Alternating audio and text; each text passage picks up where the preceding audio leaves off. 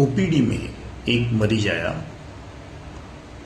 उसने कहा, नमस्ते डॉक्टर साहब, पिछले कुछ महीने से मुझे बार बार सांस लेने में दिक्कत होती है। रात में खांसी भी बहुत आती है, सीने में जकड़न महसूस होती है, कभी कभी सांस लेते समय सीटी जैसी आवाज भी आती है।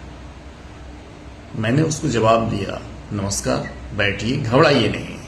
आपकी बातों से लगता है कि यह अस्थमा की समस्या हो सकती है। मैं कुछ बातें आपसे पूछना चाहता हूं। मैंने पेशेंट से पूछा और उसने बताया, यह परेशानी मुझे बहुत दिनों से है। रात में, सुबह धूप में, ठंड में या मेहनत करने पर।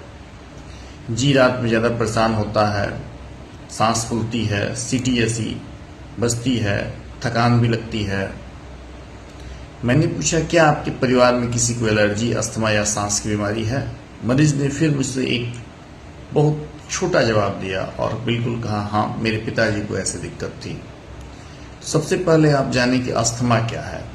अस्थमा फेफड़ों की सांस की नलियों की बीमारी है, जिसमें नलियों में सूजन, संकुचन और कभी कभी बलगम बन जाता है। इससे हवा का रास्ता संकरा हो जाता है और मरीज को सांस लेने में परेशानी होती है। मरीज अक्सर जो है सांस लेने में दिक्कत पाते हैं। सबसे ज़्यादा जो समस्याएं आती हैं उसमें है सांस का फूलना, सीने में जकड़न, बार बार खांसी, खासकर रात में, सांस लेते समय सीटी जैसी आवाज, सुबह उठते समय खांसी होना, धूल, धुआं, ठंड या परफ्यूम से भी परेशानी बढ़ती है। मेहनत करने से वह जल्दी थक जाता है। इसके लिए कुछ जांच जो है हम लोग करवाते हैं। स्पाइरोमेट्री टेस्ट फेफड़ों की क्षमता नापने के लिए है। पीक फ्लोमीटर सांस की ताकत नापने के लिए। चेस्ट एक्सरे दूसरी बीमारी, अगर मुझे संभावना हो कि दूसरी बीमारी हो इसलिए। सीबीसी और इसिनोफिल काउंट एलर्जी देखने के लिए। आईजीई टेस्ट एलर्जिक प्रवृत्ति जानने के लिए। इसके लिए आयुर्वेद में बहुत सुंदर और सफल चिकित्सा पद्धति है, जिससे कि पेशेंट ठीक हो जाता है। आयुर्वेद में इसे तमस श्वास कहा गया है। इसके मुख्य रूप से वात और कफ दोष बिगड़ते हैं। कफ श्वास मार्ग में रुकावट करता है और वात सांस लेने में कठिनाई देती है। आयुर्वेद में उपाय बताए गए हैं। ठंडी चीजें, दही, फ्रीज का पानी बंद कर दें। धूल, धुआं, धूम्रपान से बचें। आप गुनगुने पानी का सेवन करें। हल्का और सुपाच्य भोजन करें। अदरक, तुलसी और शहद डॉक्टर के परामर्श अनुसार आप ले सकते हैं। नियमित प्राणायाम, अटैक के समय नहीं। ऐसा नहीं कि आपको अटैक है उस समय आप लें, लेकिन प्राणायाम आपको इसमें बहुत फायदा करता है। रोगी की प्रवृत्ति के अनुसार आयुर्वेद में औषधियों का निर्धारण होता है और इसके साथ हम लोग उसको पूर्णतः कंट्रोल ही नहीं करते हैं, पूर्णतः आयुर्वेद में इसको ठीक किया जाता है। तमस श्वास का शास्त्रीय आयुर्वेद उपाय है।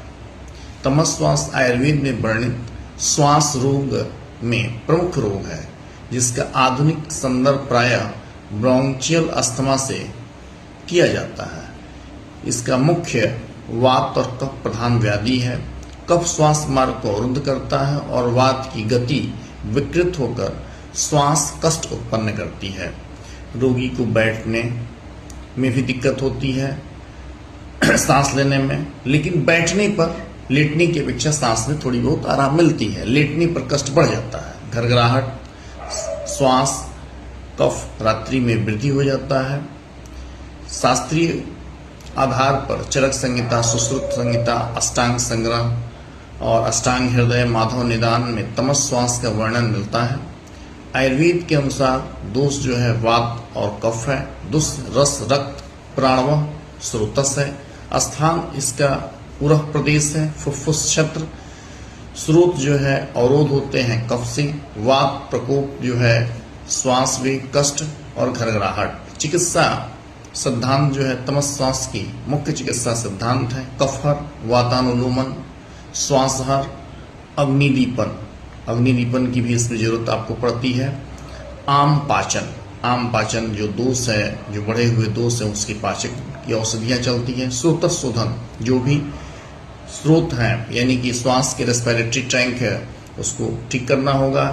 क्षीण ब्रहण दिया जाता है, जो क्षीण हो, पेशेंट कमजोर हो गया है, उसको बल की वृद्धि के लिए जो है ब्रहण दिया जाता है। शास्त्रीय औषधियां, लेकिन आप किसी अपने अनुभवी चिकित्सक के अनुसार लें। चूर्ण में आप सितुपलादी चूर्ण ले सकते हैं, तालिसादी चूर्ण ले सकते हैं, और त्रिकटु चूर्ण भी इसमें लाभदायक है। अवलेह में आप जो है अगस्त हरित की अवलेह लें, च्यवनप्राश का सेवन इसमें कर सकते हैं। अब बात आती है आपको विशेष औषधियों की, जिसमें रस औषधियां हैं। श्वास कुंठार रस बहुत ही अद्भुत अच्छी औषधि है। इसको मैं व्यक्तिगत रूप से पेशेंट को लिखता हूँ। लक्ष्मी विलास रस आप दे सकते हैं, समीर पन्नक रस आप देख सकते हैं। एकल द्रव्य में आप जो है वाशा का प्रयोग कर सकते हैं। कंडकारी इसमें बहुत उपयोगी है। पिपली भी बहुत ज्यादा उपयोगी है। यष्टि मधु भी बहुत ज्यादा उपयोगी है। जब भी आपको इस तरह की कोई कॉम्प्लिकेशन हो तो अपने आसपास के किसी भी योग्य आयुर्वेद के विद्वान से मिलें और स्वास्थ्य का लाभ लें।